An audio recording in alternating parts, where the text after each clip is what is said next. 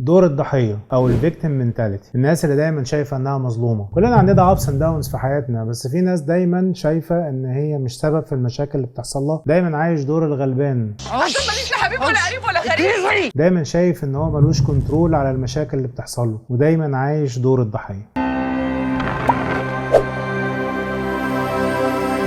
مش غلطتي هي الكلمة الأشهر عنده، طول عمره بيعلق أخطائه على شماعة غيره، بيلقي باللوم على أصحابه وزمايله، دايما عمره ما بيعاتب نفسه أو بيشوف إن المشكلة كانت بادئة من عنده هو. مشكلة الناس اللي بتلعب دور الضحية أو اللي عايشة دور الضحية إن هم مهما عدوا بأزمات مش بيقدروا يواجهوها، ودايما عنده فكرة إنه معدوم الإرادة وإن المشاكل بتحصل له غصب عنه، ولأنهم رسخوا جواهم فكرة إنها مش غلطتي فبقى عندهم انعدام كامل للمسؤولية، ما يسدش في أي حاجة، فاقد القرار، فاقد الثقة بنفسه. حتى الغريب انه بيمثل انه واثق في نفسه بالرغم ان هو ما بيعرفش يتحمل مسؤولية مهما كانت بسيطة. دائما يبدأ بالرفض، لا معرفش، مش هعرف، مش قصتي، مش مسؤوليتي، زي بالظبط كلمة مش غلطتي. المهم ما تشيلنيش دور المسؤولية، انا مش هاخد عجلة القيادة. الدراسات بتقول ان اكتر من 80% من الفيكتيم منتاليتي بيبقوا من السيدات، وان الست بطبيعتها بتحب فكرة الطبطبة والتعاطف، فبتزيد معاها الموضوع ده اكتر من غيرها.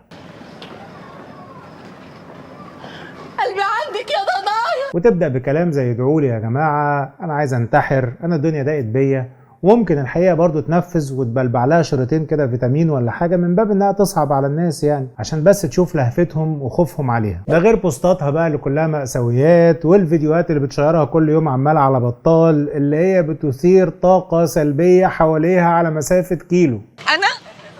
أنا كنت هانم، أنا كنت ملكة عايشة في قصر لوحدي. دايما بتدور على صداقات من النوع اللي بيطبطب وبيدلع، وكل ما تقعدي معاها تبتزك عاطفيا وتعيط وتحكي لك قد ايه الدنيا جايه عليها. يعني هو أنا كمني ماليش لا حبيب ولا قريب ولا غريب بيتعامل معايا كده؟ مع انك لو ركزتي اصلا هتلاقيها زي الفل. وهنا تبقى المشكلة ان اللي بيحاول يساعدك مع الوقت بيصاب بالاحباط، شايف ان انت مصدر لعياط وبكاء وطاقة سلبية هو اوريدي في غنى عنها، ما الناس كلها فيها اللي مكفيها اساسا، فبتبدأ تبعد عنها وتبدأ تدور على شخص اخر برضو عنده حتة التعاطف والطبطبة والحنية، وتفضل الدايرة دي شغالة واحدة ورا التانية. وفي النهاية لو تعرف حد او واحدة عنده احساس دايما ان هو ضحية، حاول دايما تفوقه. اي نعم هو ممكن يهاجمك ويقول لك انت كمان جاي عليا زي ما الدنيا جايه عليا، انت كمان بتظلمني، ومع ذلك حاول دورك للاخر لو هو يهمك. اما انت بقى او انت لو انت فعلا بتعاني من الدور ده او شايف ان الدنيا جايه عليك،